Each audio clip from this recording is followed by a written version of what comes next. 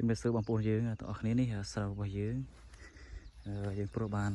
ប្រហែលជា10ថ្ងៃយ៉ាងហើយភាសាវាត្រូវភ្លី1មេទៅទៀងដោះបានកើតបើហើយអញ្ចឹងណានេះយើងមើលវា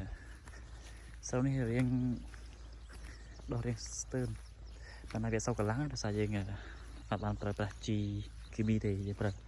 ជីធម្មជាតិគឺជីស្រីរៀងរបស់ខ្មែរយើងហើយនឹងយើងដាក់ជីអេកូពីគេអញ្ចឹងណាចឹងទៅវារៀងស្ទើរបន្តិចណាវាអត់សូវកលាំងដូចស្រូវគេប្រើជីគីមីទេអញ្ចឹងណានេះចិត្តនេះអាចមកទឹកក្រោយប្រហែលជីអាចថាដោះវាជាបន្តិចណាឃើញដល់វារៀងលវាយបន្តិចណាដោយសារតែ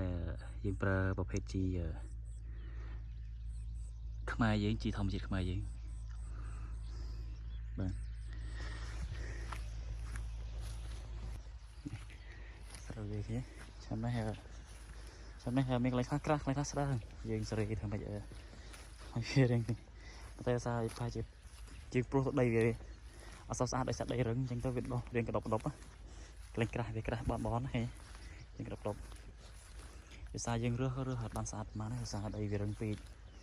ដីរឹងទៅធ្វើឲ្យគេយន្តជួយយ៉ាប់មែនទែនដីនេះ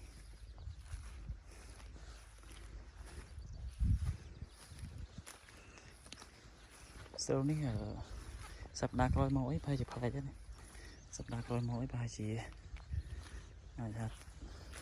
រៀងខ្ពស់ដល់រៀងខ្ពស់ច្រើន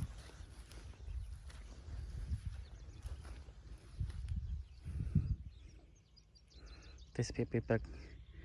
ចឹងយើងមើលអ្នកស្រីយើងប៉ុណ្ណឹងហើយគឺរស់នៅដោយធ្វើស្រែចម្ការ